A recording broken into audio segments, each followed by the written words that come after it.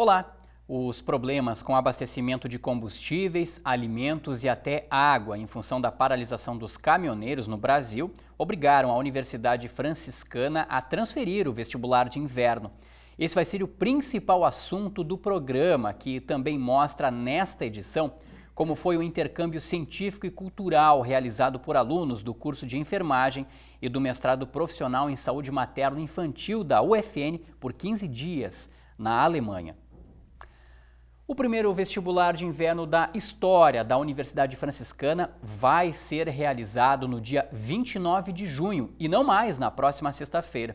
O adiamento do processo seletivo ocorre para que todos os candidatos tenham um livre deslocamento até a UFN, algo que não seria uma garantia a todos os vestibulandos em função da paralisação dos caminhoneiros. O professor Adilson Beust, que é coordenador da Coordenadoria de Seleção e Ingresso da Universidade Franciscana, tem mais detalhes da decisão que mudou a data do vestibular da UFN. Professor, seja mais uma vez muito bem-vindo. Vou pedir licença para o senhor. Obrigado. Vamos sentar aqui para a gente conversar sobre essa decisão que envolve mais de 3.200 candidatos que participam, que estão inscritos ao vestibular de inverno da UFN, o primeiro vestibular.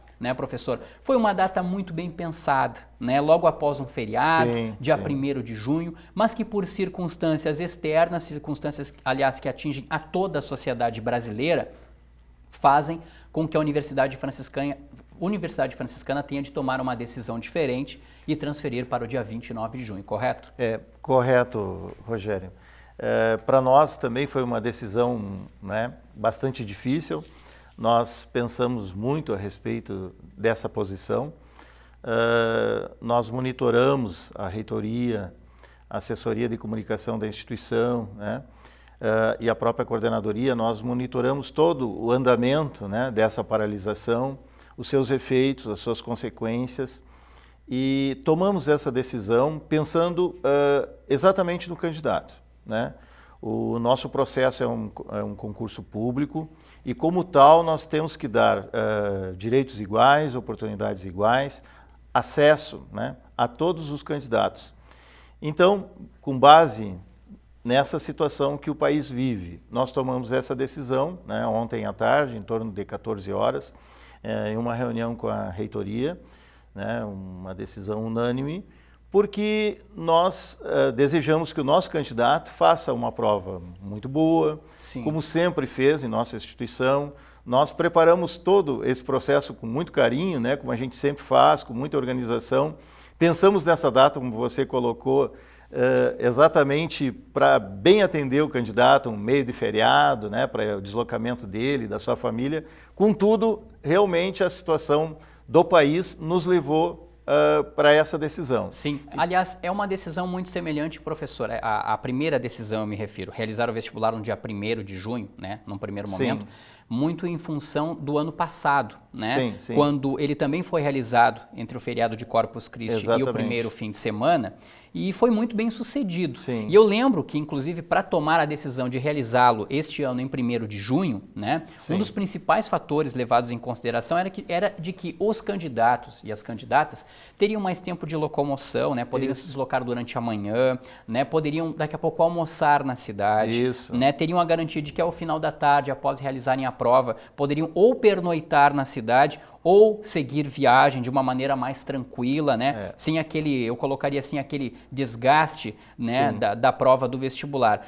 No entanto, são circunstâncias, professor, que devido a essa paralisação dos caminhoneiros, nem a UFN, muito menos o comércio de Santa Maria, poderia garantir, enquanto, eu diria assim, acolhida a esses candidatos. Exatamente. A nossa decisão foi tomada com base em toda essa situação. Esse cenário, nós analisamos muito bem. A questão dos hotéis, do recebimento dos candidatos, nós teríamos alguns problemas, de abastecimento de alimentos, água. Fora a questão de combustível, mais grave ainda, que foi a que gerou todo esse problema. Então, nós percebemos que o quadro não era apropriado. Satisfatório. Não era satisfatório.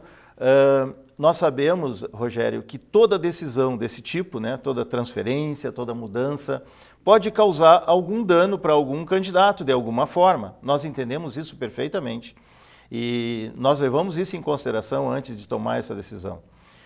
Contudo, nós não poderíamos realizar essa prova na sexta-feira e os nossos candidatos, né, aqui da cidade teriam as plenas condições de fazer a sua prova, mas e os candidatos que deslocam-se de outros estados? E os candidatos que deslocam-se de outras regiões do nosso estado? Né? Mesmo em estados próximos, como Santa Catarina, que nós temos um número bastante significativo de candidatos. Então, como nós iríamos receber esses candidatos? Sim. Na verdade, é um componente nem só em termos físicos, né, professor, em termos de deslocamento, mas também psicológico, porque o candidato daqui a pouco vive uma tensão de será que vou chegar a tempo? Sim. Será que vou ser parado na estrada? Será que haverá combustível para eu chegar até a cidade? Esse questionamento, né, eu posso repassar assim com os nossos ouvintes, né, os nossos telespectadores, com toda tranquilidade. Nós recebemos inúmeras ligações, inúmeras. Não foi uma, não foi duas. Isso na segunda-feira, na última segunda-feira? Isso desde quarta-feira, quando a grande mídia começou a abordar com muita força a questão do combustível, né? E houve essa corrida forte aos postos e tudo mais, e aos mercados. Então, nós começamos a receber as ligações e nós sempre dizíamos, olha, por enquanto está mantido, nós vamos aguardar a melhora do cenário. Nós, né, pensando positivamente, porque sempre, como eu disse, é difícil você tomar uma decisão desse tipo, né, sem ter uma repercussão negativa para algum candidato. Mas, na nossa análise, a grande maioria dos candidatos, né, foi beneficiada em termos de deslocamento, em termos de tranquilidade, esse fator psicológico que você coloca, né, que eu acho que é o grande fator de um concurso público. O que é um concurso público? Nós devemos oferecer condições iguais para todos os candidatos, para que tenham as mesmas condições de aprovação. Né? Nós temos um curso, como o curso de medicina, que tem uma concorrência muito alta, né, como sempre. Então, um detalhe pode ser determinante, né, para a aprovação ou reprovação do candidato. Sim. Exatamente. Então, foi pensando nessa situação que nós damos esse encaminhamento. E daí nós fizemos a transferência para o dia 29 de junho. Então, também eu já recebi algum telefonema, conversei com algumas pessoas, mas uma pessoa especialmente questionou, por que tantos dias, 30 dias? Né? E eu faço questão de explicar essas questões porque a gente tomou a decisão de 30 dias por vários fatores. Um dos fatores principais, claro, o nosso calendário acadêmico, que existe já uma organização toda especial com um ano de antecedência. Perfeito. Né? Então nós temos que fazer uma modificação em vários pontos. Mas a questão dos 30 dias significa o seguinte, que aquele candidato que está lá no Rio de Janeiro, né, e nós temos um número bem significativo, que está em Goiás, que vai ter que fazer o seu deslocamento aqui para o estado, ele vai ter tempo de reagendar sua passagem, né, o seu hotel, montar novamente a sua logística para esse deslocamento. E mesmo aquele candidato que é próximo aqui das regiões do estado, ou daqui, como Santa Catarina, Paraná, que são mais próximos, também vão ter essa oportunidade dessa reorganização. Em termos de deslocamento também, nós temos que levar em consideração que muitos cursinhos fazem um deslocamento em ônibus. Em grandes grupos, são 40, 45 candidatos em cada ônibus, e são muitos ônibus. Nós recebemos um número bastante significativo de ônibus que vêm de outras cidades, de outras regiões. Cidades muitas vezes até próximas a Santa Maria, mas ainda assim o pessoal vem de ônibus. Vem de ônibus. Então, tudo isso implica em uma logística. Então, não é assim, se eu transfiro o vestibular para daqui a uma semana, eu poderia ter problemas. Esse pessoal poderia ter problema para reagendar o seu ônibus, a sua passagem. Então, a questão dos 30 dias é justamente para dar esse espaço, essa folga para uma reorganização do processo. É um bom período. Exatamente. Sem contar também, aliás, contando também, de certa forma, professor, de uma maneira indireta, que muitos dos candidatos vão ter praticamente um mês a mais para estudar, para fazer aquela revisão. Isso é fundamental. Para chegarem ainda mais preparados, eu colocaria assim, né? Para realizar a prova da Universidade Franciscana. Essa sua colocação é interessante, porque a gente tem muitas experiências. Hoje pela manhã eu conversei com um professor de cursinho e ele disse para mim, olha que legal, Adilson, ficou muito boa essa situação porque eu vou ter 30 dias a mais para reforçar os conteúdos, né? Sim. Os nossos candidatos estão interessados na aprovação na Universidade Franciscana E eu disse, olha, que bom. Então, pelo menos sempre tem, né? Nós sempre temos o lado positivo da situação. Sim, então, de uma alteração como de uma alteração como essa, claro. né? Professor, é importante a gente frisar também, nessa nossa conversa aqui no programa Universo Acadêmico, Sim. que todos aqueles procedimentos ao vestibular de inverno 2018 da UFN permanecem. As provas serão realizadas no conjunto 3, né, que fica na Rua Silva Jardim, número 1175. Também serão realizadas no conjunto 1, na Rua dos Andradas, número 1614. O horário da prova também está mantido, o professor, da 1h30 às 5h30 da tarde. O número de questões não muda, são 50 questões mais a redação. Tudo isso permanece, correto? Exatamente. Então, toda a estrutura que foi montada para o vestibular, né, que seria no dia 1º, Sim. ela está mantida. Então, nós temos a prova, o mesmo estilo de prova, né, a prova de redação, principalmente o horário, né? Então nós estamos mantendo o horário, que é o horário da tarde. E nós também tomamos um certo cuidado, Rogério, que foi manter na nossa sexta-feira, né? Como a prova estava prevista para uma sexta-feira, de repente poderia ser um facilitador manter a prova também para sexta-feira. Então, dia 29 de junho é uma sexta-feira. O horário o mesmo, né? O horário de abertura de portões, toda a logística que nós tínhamos preparado está mantida. E tudo isso o candidato encontra onde, essas informações? Todas no site universidadefranciscana.edu.br? Todas estão no nosso site. Sim, quem quiser consultar o local de prova, por exemplo, professor, para ter a certeza. Está disponível, o candidato já tem o seu local determinado, Sim. Sala, prédio, tudo direitinho, no site, né? Sim. Na Universidade Franciscana. Basta entrar no site universidadefranciscana.edu.br e a partir do CPF, correto? Do CPF dele, ele digita seu CPF e vai ter acesso às suas informações. Sim. O que ele não poderá fazer? Nós não estamos, eu quero deixar claro essa questão, né? Você não levantou, mas eu quero deixar claro. Sim. Nós não estamos reabrindo o processo de inscrições. Correto. Nada disso vai ocorrer. Então, quem está inscrito, está inscrito, né?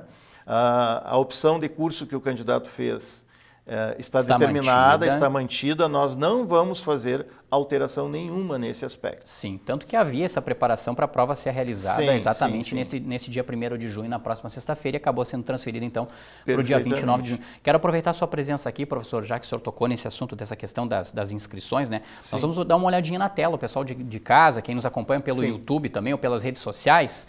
Olha só, nós já temos a relação candidato-vaga, ela já fora divulgada, né? Nós tivemos aí, para o curso de medicina, o mais procurado, mais de 63 candidatos por vaga, né? Bastante significativo. A gente vê aí, é bastante significativo, são mais de 3.200 candidatos ao todo, 63,2% deles encaminhados para o curso de medicina, 63,62 candidatos por vaga. O curso de direito, né, diurno, com 3,08, é o segundo mais, aliás, é o terceiro mais procurado, né? O segundo é odontologia, com 4,42. Nós temos ali, então, direito noturno, 2,08 candidatos por vaga, enfermagem, 1,32 candidato por vaga, fisioterapia, 2,12, psicologia, 2,15 candidatos por vaga e publicidade e propaganda, 1,62 candidato por vaga. Então, esta relação candidato-vaga, isso vai ser mantido, né? Isso não altera porque não tem processo de inscrição aí adiante. Não. Professor, gostaria que o senhor colocasse então as considerações finais sobre essa nossa conversa, mas desde já agradeço a sua participação aqui no programa Universo Acadêmico, até para acabar com qualquer dúvida, né? Isso. Daqui a pouco o pessoal poderia ter pensado, mas um mês a mais a UFN ganha prazo, vai ampliar o período de inscrição. Não é nada disso. Não. É pelo contexto social, econômico, né? E eu diria até político que o país vive no momento e que faz com que muitas circunstâncias sejam levadas em consideração. Nesses anos que nós trabalhamos com um processo seletivo, na Unifra, né, agora a UFN, nós sempre procuramos manter a seriedade do nosso processo. E essa é uma postura da nossa reitora. Então, ontem, na nossa reunião, um dos fatos assim determinantes que a gente estabeleceu foi esse.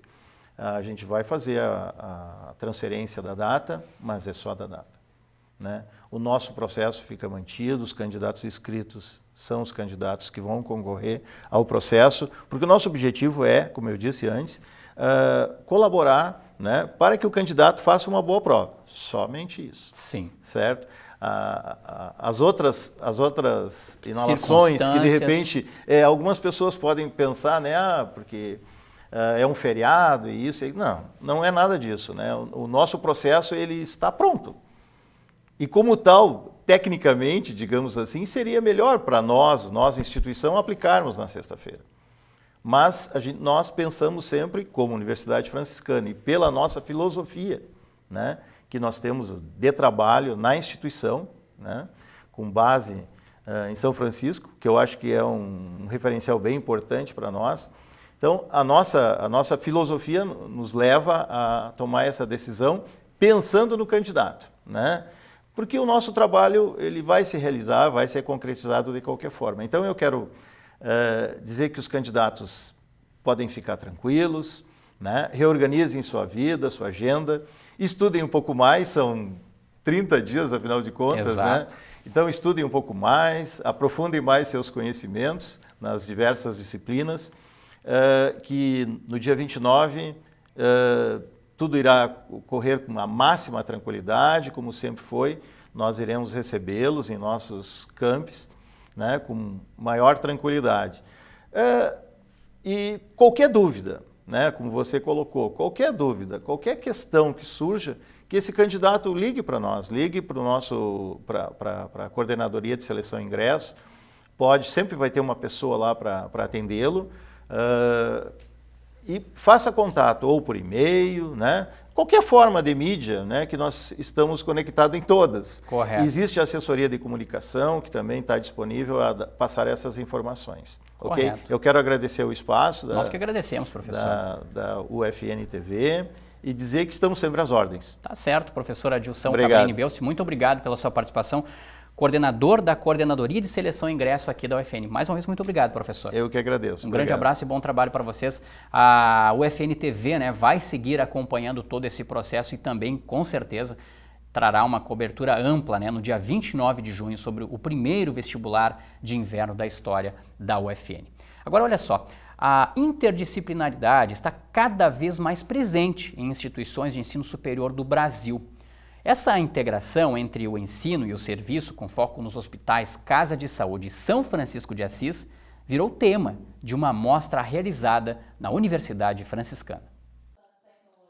Do lado de cá, na plateia, alunos da graduação, pós-graduação, professores e funcionários dos dois hospitais. Na mesa, enfermeiros e engenheiros. O assunto?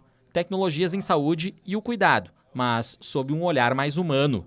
Um exame laboratorial é uma tecnologia dura.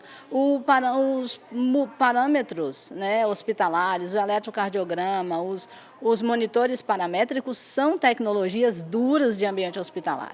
E com essa tecnologia dura, eu também consigo ter espaço e proposta para poder fazer as tecnologias leves, esse cuidado humanizado, esse cuidado mais próximo, essa afeição que o hospital precisa e que o profissional precisa ter e estar para com o paciente que lhe é confiado. Então, na verdade, quando a gente traz tecnologia dura dentro de uma roda de conversa, quando você tem um engenheiro biomédico, quando eu tenho um engenheiro de segurança do trabalho, mas eu tenho nessa conversa duas enfermeiras. Quer dizer, a gente pareia muito bem os dois espaços, o cuidado com esses equipamentos, o cuidado com esse paciente e, ao mesmo tempo, essa interface entre o ser e o fazer profissional. Foram 2 dias de mostra. Na programação, palestras, roda de conversa e painel, formas para dividir as vivências das práticas hospitalares.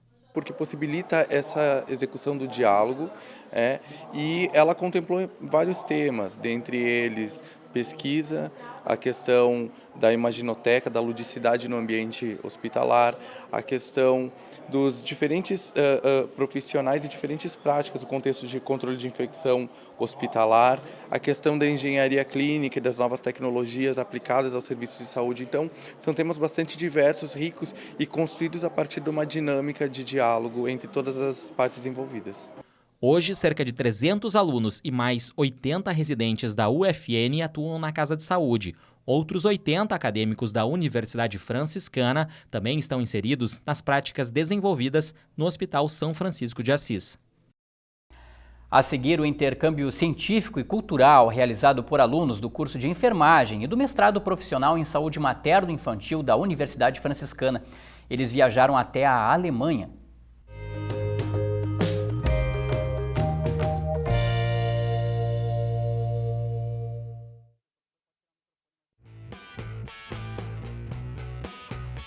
Olá, meu nome é a professora Kátia, do curso de Nutrição.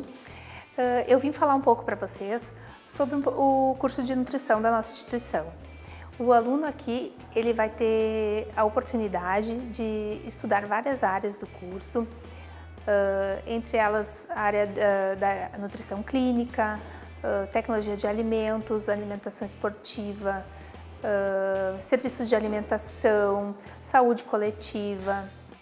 Vai ter a chance de conhecer todas essas áreas em diferentes disciplinas e diferentes formas de aprendizado, onde a gente tem tanto as aulas teóricas como as aulas práticas, que permitem ao aluno ter um conhecimento geral de todo o curso. E o aluno saindo do curso, após a sua formação, ele vai poder trabalhar em diversos setores. Muitas vezes a gente pensa que o nutricionista vai trabalhar apenas na nutrição clínica, mas ele pode trabalhar tanto na clínica, como em indústrias de alimentos, como em unidades de saúde, em prefeituras, em escolas. Então são diversas áreas, é um mercado bem amplo de trabalho, em restaurantes, onde o aluno pode estar aplicando todos os seus conhecimentos adquiridos durante o curso.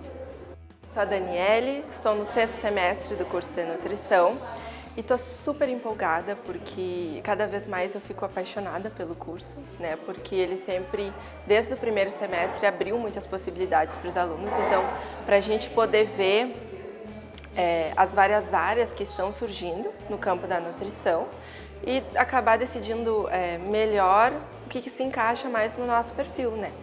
E mais para o 6º semestre, agora a gente está tendo um estágio onde tu tem a possibilidade de cada dia tu te deparar com situações diferentes, pessoas diferentes, e que tu tem que aprender a lidar com elas. E isso é muito gratificante quando tu recebe o retorno dessas pessoas e o carinho que tu sente por elas. Isso só faz aumentar ainda mais o carinho que eu sinto pelo curso.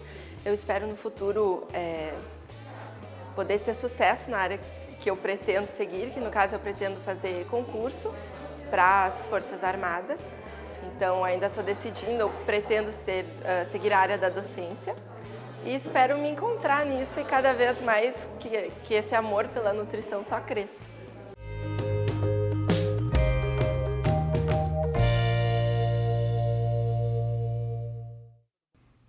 Por 15 dias, um grupo de 22 pessoas, entre estudantes do curso de enfermagem e do mestrado profissional em saúde materno e infantil da UFN, estiveram na Alemanha.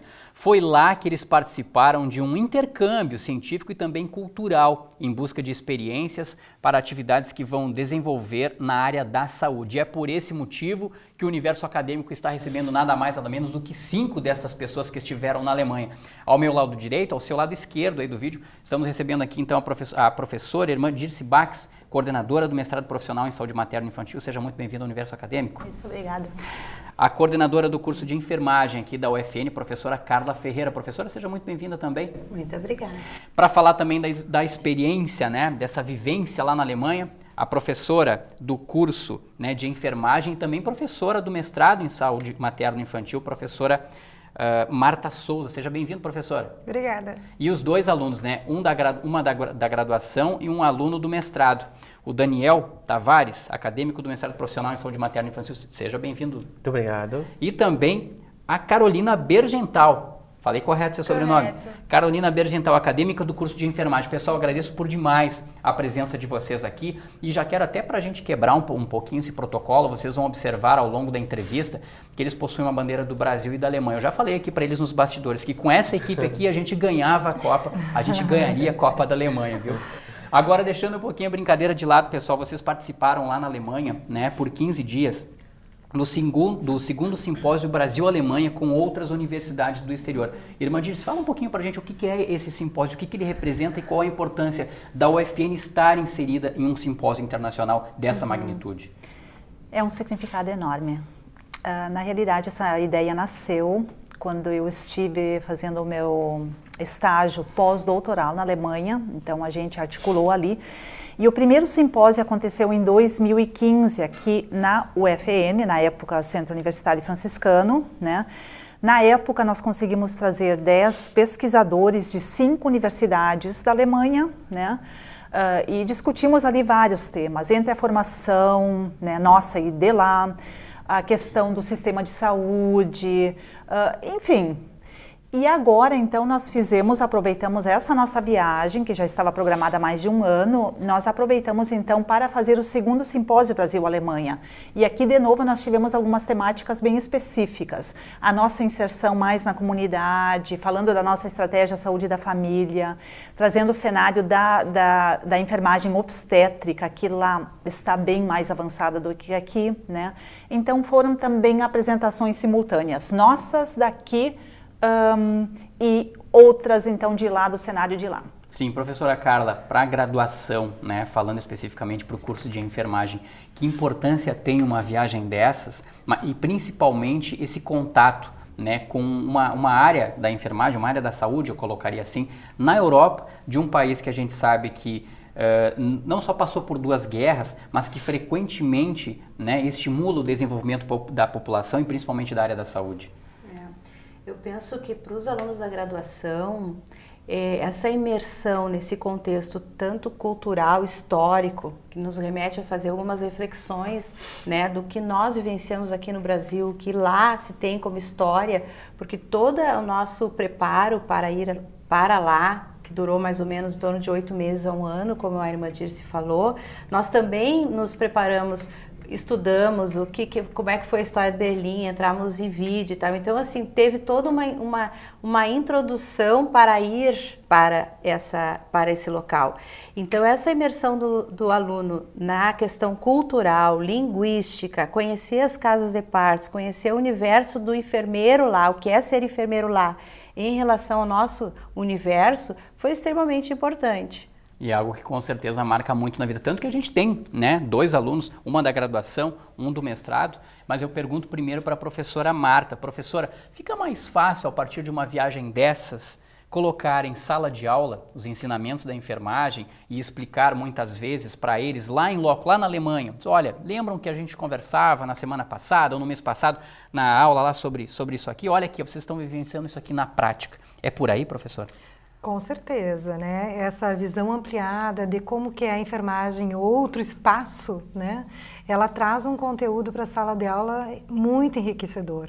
Até porque também podemos nos orgulhar, sim, do nosso Sistema Único de Saúde, da estratégia de saúde da família, porque essa troca também há dos alunos da Alemanha para Santa Maria. E essa vivência tem enriquecido os contextos do debate em sala de aula. Então, sim, verificar, como a professora Carla falou, né? As casas de parto que nós somos lá na Alemanha, os hospitais, um hospital com 5.000 leitos e aquele impacto, como é que a enfermagem atua aqui, e a curiosidade deles em conhecer a nossa estratégia de saúde da família, traz um contexto extremamente enriquecedor, não só para dentro da sala de aula, mas para a universidade como um todo, quando esses alunos, né, tanto da graduação quanto do mestrado, essa troca da experiência que a gente conta, né, nos corredores da universidade, é muito bacana. Muitos de vocês, Caroline, estiveram pela primeira vez, né, fora do país para observar isso. Como é que foi observar a enfermagem lá num país de primeiro mundo, como a gente coloca assim, num país extremamente desenvolvido? Então, primeiro de tudo foi o choque, né? Porque muitos de nós não tínhamos saído do Brasil ainda, então foi todo aquele processo de um avião, sim, e tudo mais. Mas chegar lá e dar de cara com outra perspectiva de saúde, como graduanda, eu e as outras meninas que também foram da graduação, nos possibilita ver outras formas de trabalhar a nossa saúde aqui no Brasil, né? A gente tem uma inspiração maior para poder usar ou utilizar o que eles trabalham lá de saúde aqui nas nossas vivências profissionais práticas, né? Que a gente faz nos nossos estágios. Perfeito. Daniel, você já passou, né, pela situação da graduação, agora você está fazendo um mestrado, ou seja, está aprofundando ainda mais, né, essa questão do estudar, de buscar bastante conhecimento nessa área da enfermagem. O que mais te surpreendeu lá na Alemanha? Olha, algo que me surpreendeu, eu acho que é a questão de organização, a forma de organização dos serviços. Eu acho que eles têm um sistema totalmente diferente do que a gente tem no Brasil, né? Enquanto Sistema Único de Saúde, eles têm um sistema que é todo pago. Então, é completamente diferente, assim, o contexto da inserção realmente do enfermeiro é diferente, a questão obstétrica realmente ele é diferenciada, mas essa experiência ela também possibilitou que a gente perceba todos os pontos positivos que a gente também tem no Brasil, né? Que é algo que a gente se depara, chega lá, é um país de primeiro mundo, mas a gente tem às vezes aquele sentimento de inferioridade com relação a isso, e aí tu vai conhecendo o sistema, vê como é o funcionamento dos serviços dele, tu percebe o quanto a gente também tem avançado e o quanto o nosso serviço também funciona, o quanto o nosso sistema também é bom. Exato. Evidentemente que a gente vai mostrar fotos, né? E até 2 vídeos nós temos aqui, mas a gente começa por fotos. E aí eu quero que vocês expliquem para o pessoal que nos acompanha pelo canal 15 da NET Santa Maria, pelo UFN TV e também pelo YouTube. Olha só, nós temos uma foto aí do pessoal ainda no aeroporto, é isso? Né? Se preparando para embarcar. Isso foi em qual cidade? Aí foi em Amsterdã. Já em Amsterdã, na Holanda. Aí já quando chegaram lá, correto? Essa já é em Osnabrück. Uma das cidades. Vocês foram a 3 cidades, né? Osnabrück foi uma delas. Qual foram as outras 2? Berlim e Hamburgo. Isso.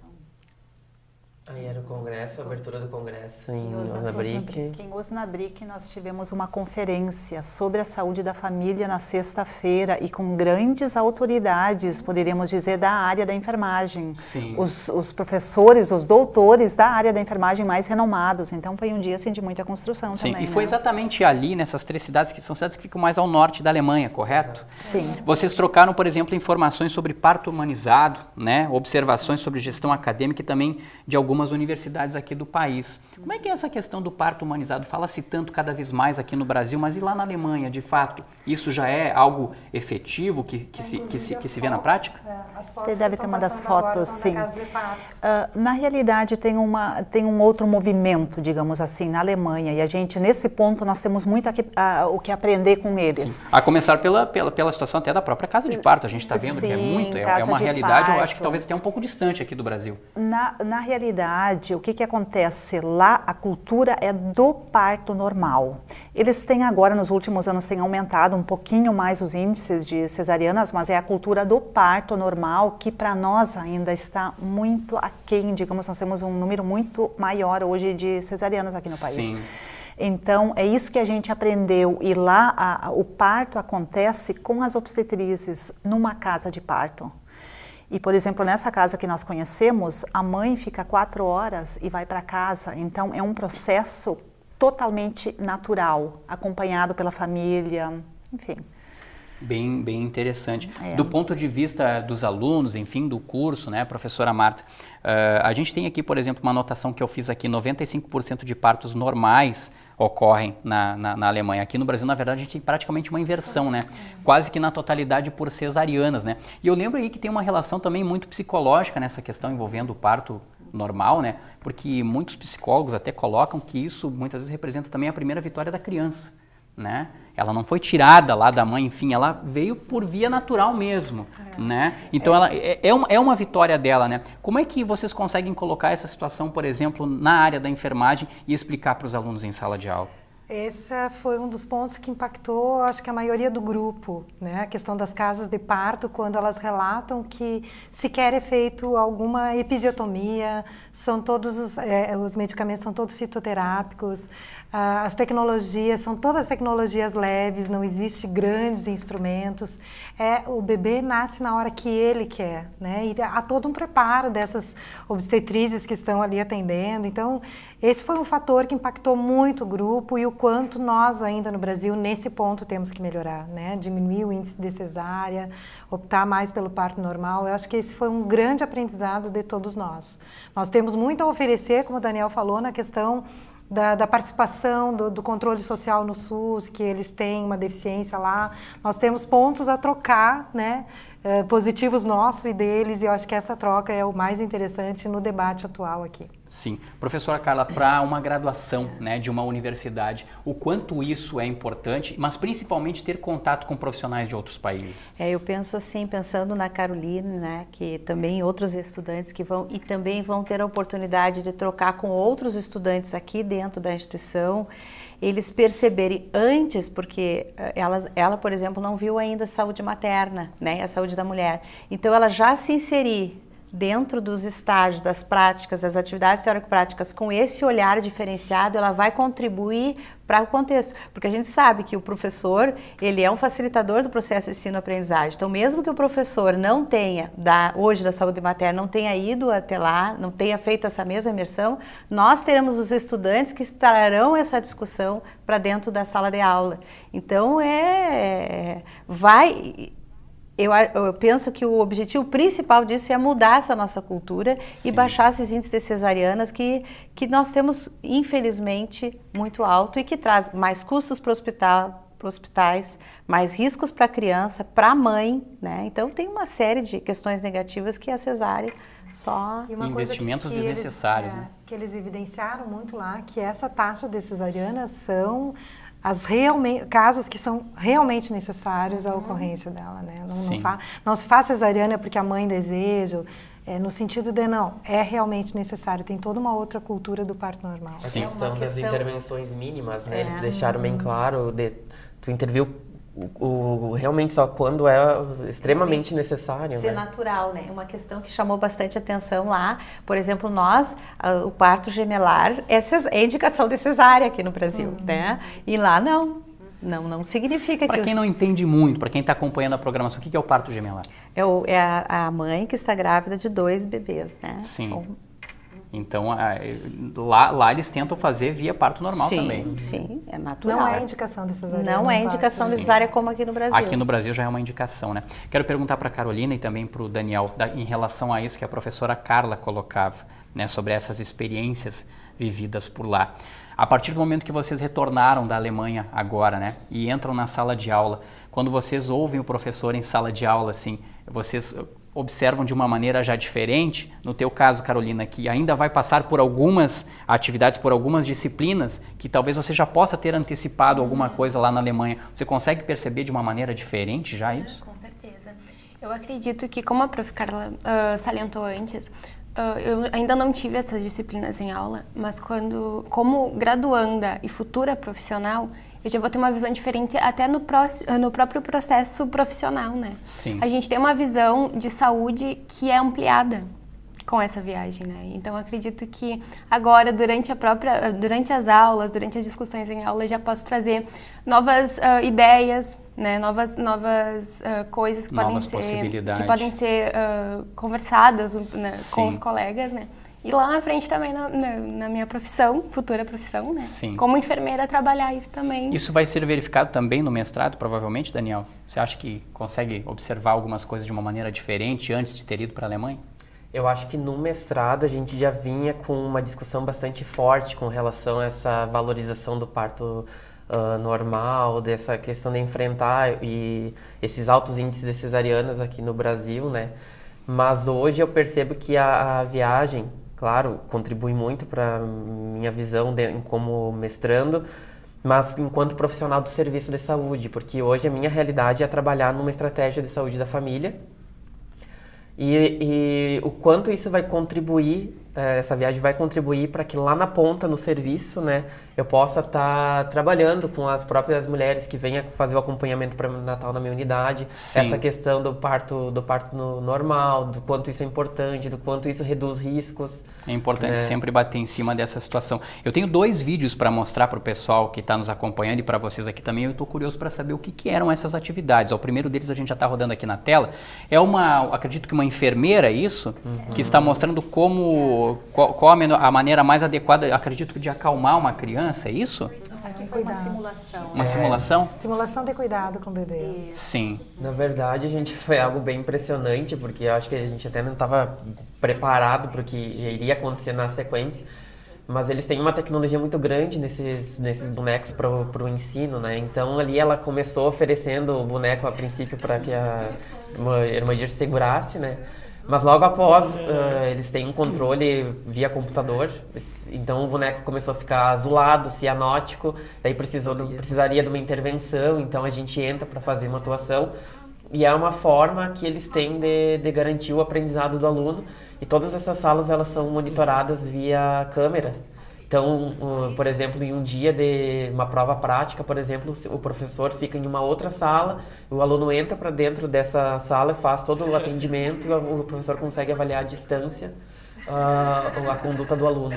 Que interessante Esses isso, né? laboratórios são dentro da universidade. Dentro da universidade de Hamburgo, né? Sim. É importante frisar que essa relação, né, da UFN com a Alemanha lá, Irmã Dirce, é algo que já vem desde 12 anos atrás, mais ou menos, né? Mas se intensificou muito a partir de 2016, 2017, porque geralmente vem um grupo da Alemanha como alunos intercambistas para cá e agora um grupo foi para lá, é isso? Digamos desde 2009, 2009, quando os primeiros professores começaram a vir participar das nossas jornadas, enfim, a pesquisa de projetos de cooperação muito fortes com alguns professores nossos. E claro, depois com a mobilidade acadêmica de alunos, nós temos cerca de 15 alunos, né, por ano da Alemanha, e também um simpósio Brasil-Alemanha. Sim, né? Isso de certa forma enraiza muito, né, essa relação, essa troca de conhecimento. Digamos assim, saiu dessa perspectiva talvez mais individual entre professores na relação pesquisa e ampliou para grupos maiores de imersão concreta nas realidades.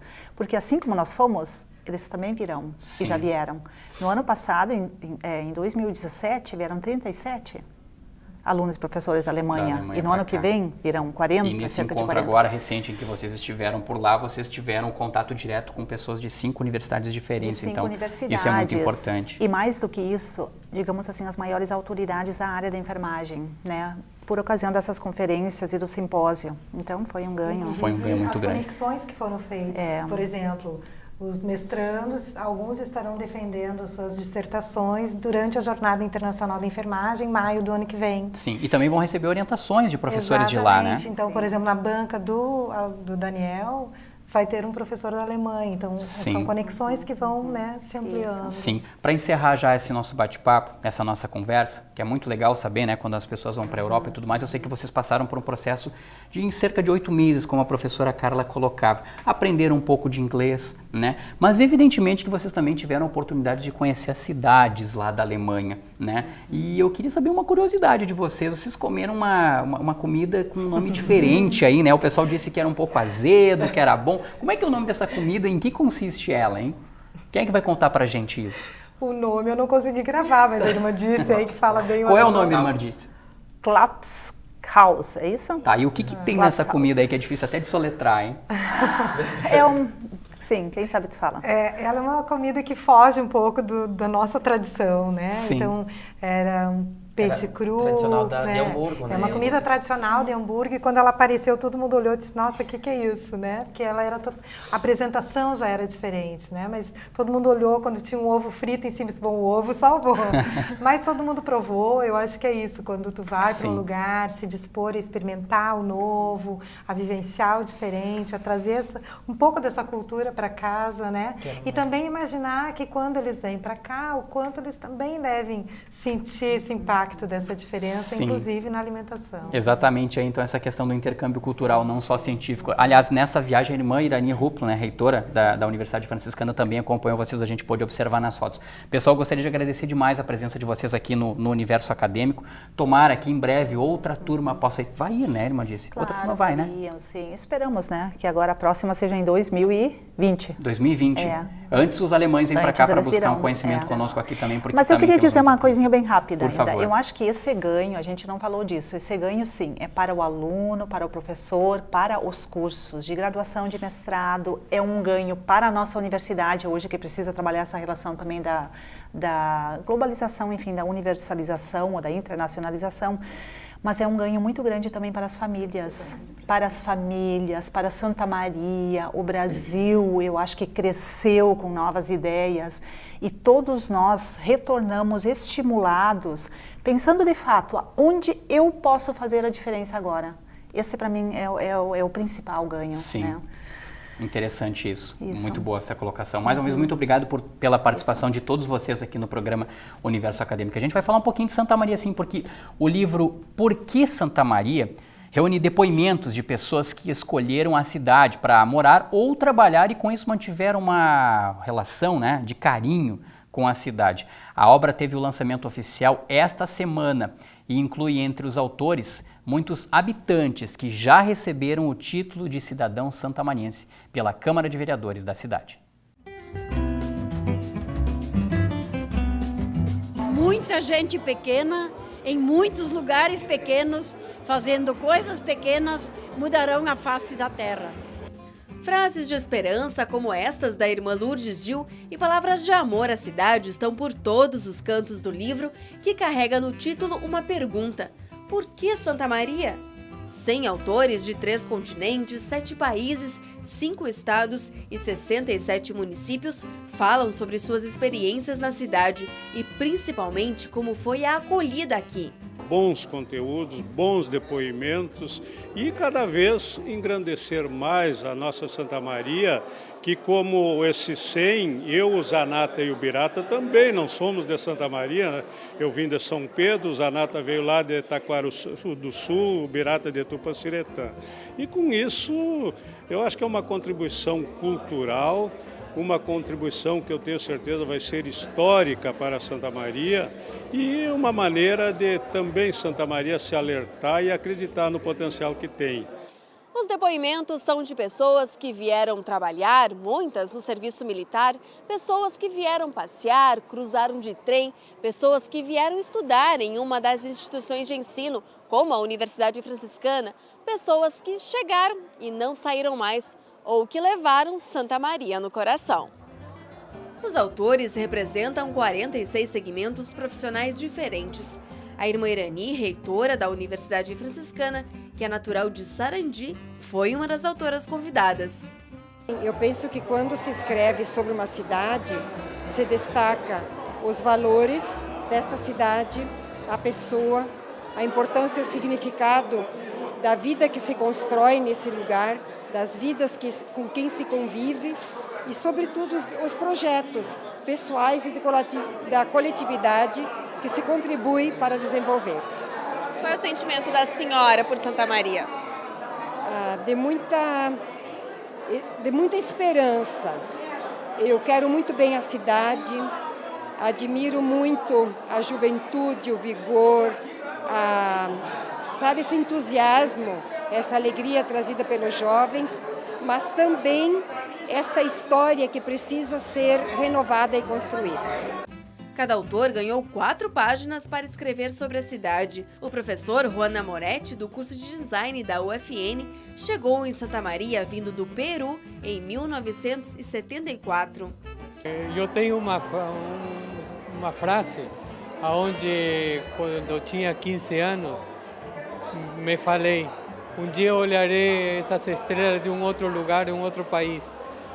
E foi o Brasil, Santa Maria, que me acolheu de braços abertos, a universidade. E eu estou muito orgulhoso de ter minha família aqui. As galerias do Teatro 13 de Maio ficaram cheias para o lançamento da obra, que teve vários momentos especiais. A cada autor pronunciado, uma salva de palmas.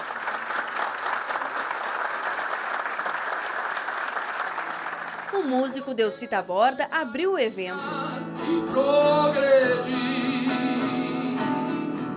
Porque Santa Maria. Ele cantou uma composição de Humberto Gabi Zanata, que foi um dos colaboradores do livro junto com o cartunista Birata. A noite terminou com uma bênção ecumênica. O livro vai poder ser encontrado nas livrarias da cidade. 456 páginas de amor a Santa Maria.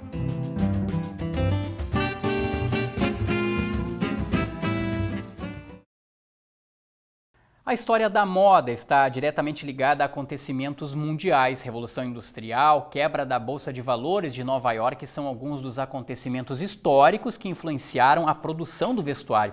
Parte dessa história pode ser conhecida em uma mostra organizada pelo curso de Design de Moda da Universidade Franciscana. A exposição Trajes Épicos em Miniatura aguarda a visita do público até o fim do mês de junho, na Teciteca do curso.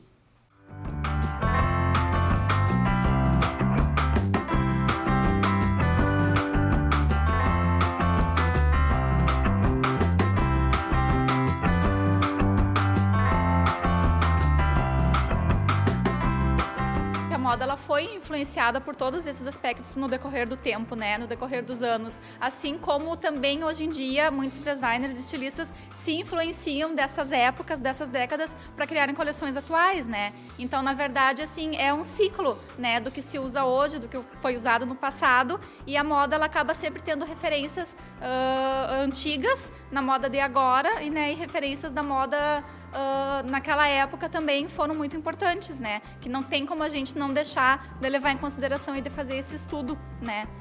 Amanda escolheu a década de 30 para pesquisar. Ela estudou os impactos sofridos pela moda a partir da quebra da Bolsa de Nova York em 1929. Em função da crise econômica, as mulheres começaram a ocupar o mercado de trabalho. Com isso, o vestuário também precisou ser adaptado. Eu descobri que a calça começou a ser usada em 1930, apesar dela ter sido usada de verdade em 1960, tipo, a fama, o boom dela foi em 1960 e, na verdade, ela já era usada em 1930 por causa da mulher que ela começou a trabalhar, né? No caso, a mulher usando calça, né? Porque os homens já usavam. Então isso foi muito legal saber que a gente já estava se empoderando naquela época. Histórias que são contadas através das 14 peças produzidas. O trabalho, que é realizado pelas acadêmicas do primeiro semestre, faz parte da disciplina da História da Moda e do Vestuário, ministrada pela professora Maria da Graça. Então elas já vão tendo essa linguagem, né, aproximando essa linguagem a partir da modelagem, da costura, de tudo que elas vão ter que desenvolver para fazer essa peça para essa boneca, né? E tem toda a questão histórica que elas vão fazer essa pesquisa, né? Elas acabam se aproximando da moda porque é o primeiro semestre, né? Os passos iniciais na moda podem ser conferidos até o fim do mês de junho. A gente ficou bem assustada no início, né? Porque muita gente é bicho, então ninguém sabia costurar. A gente tava assim, mas a gente pode perguntar para alguém. Ela falou que a gente poderia colar as peças se fosse necessário, então foi um alívio já. E tem bastante coisa na internet, então ela falou pra gente pesquisar e ir descobrindo sozinho para dar os primeiros passos e não depender tanto dela, assim. E a gente vai lidar muito com isso no futuro, então foi uma experiência boa. Eles adoram porque eles veem assim que no primeiro semestre eles conseguiram produzir uma peça em escala reduzida, né? E que quando chega no final do curso eles têm a capacidade de produzir justamente isso que eles fizeram aqui, num tamanho real, para poder vestir uma pessoa de verdade, né? Então é essa a intenção do curso. Tu começa aprendendo uma parte mais básica, né? E depois tu vai evoluindo no decorrer dos semestres e quando chega no final tu se formando um designer que tu é capaz de produzir uma peça histórica tal qual ela era utilizada na época, né? Levando em consideração os tecidos, aviamentos, tudo que era composto naquela peça em si, eles conseguem fazer depois de verdade. A Teciteca do curso de Design de Moda fica na sala 108 do prédio 16, no conjunto 3. A visitação ocorre de segunda a sexta, das 3 da tarde às 6 da noite. O Universo Acadêmico vai ficando por aqui. Acompanhe a nossa programação também nas redes sociais que estão aparecendo na tela. Um grande abraço a todos, até a próxima edição. Tchau!